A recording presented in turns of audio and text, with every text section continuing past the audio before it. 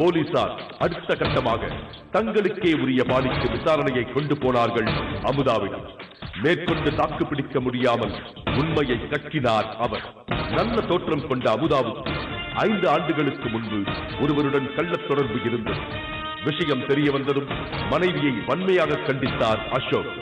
அந்த தொடர்பை விட்டுவிட்டதாக அமுதா சத்தியம் செய்ததும் அப்போதைக்கு அடங்கி போனது அசோக் குடும்பத்தில் புயல்.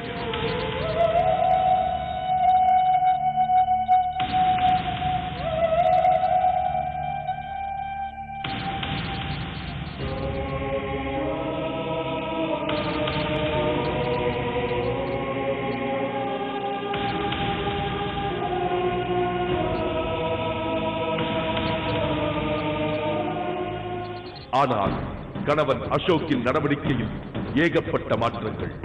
தினமும் குடித்துவிட்டு வந்த அசோக் மகள்கள் விழித்திருக்கிறார்களே என்ற நினைப்பு கூட இல்லாமல் மனைவியை உடலுறவுக்கு அழைப்பார்.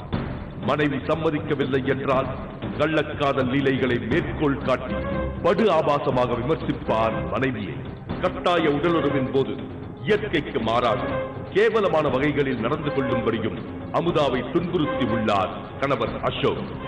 மகள்கள் முன்பே இப்படி தினம் தினம் பாலியல் கொடுமை செய்ததால் ஒரு கட்டத்தில் கணவனை கொன்றே விடுவது என முடிவு செய்தார் அமுதா.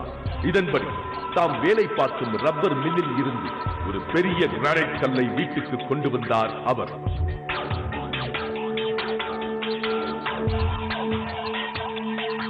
ஏற்கனவே குடித்துவிட்டு வந்த கணவன் அசோக்கிற்கு மேலும் மதுவை ஊற்றிக் கொடுத்தார் அமுதா.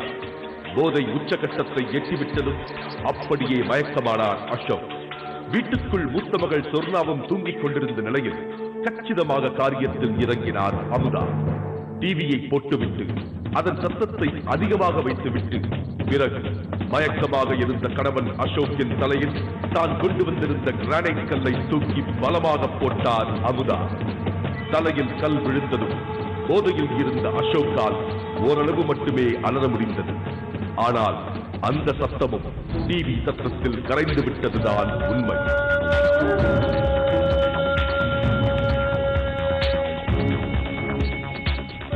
மேக்சிமம் வந்து அந்த கல்லுன்னு சொன்னாங்க. அந்த கல்லை வந்து அவங்களால மட்டும் தூக்கி இருக்க முடியாது. தூக்கிட்டு டக்குன்னு போனோம்னா முடியாது அது. ஏன்னா கேர்ள்ஸால வந்து அதிகபட்சமா உங்களுக்கே தெரியும் வெயிட் எப்படி தூக்கணும்னு. அவங்களால தூக்க முடியாது.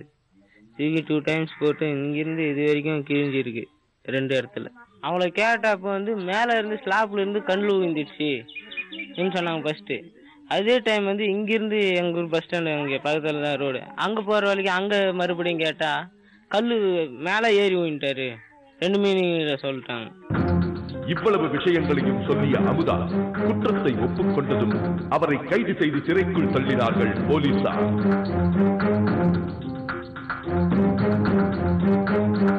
தந்தையை அம்மாவே கொன்றுவிட்டு சிறைக்கு போய்விட்ட நிலையில் 4 பெண் குழந்தைகள் திக்கு தெரியாமல் நிற்கின்றன இப்போது.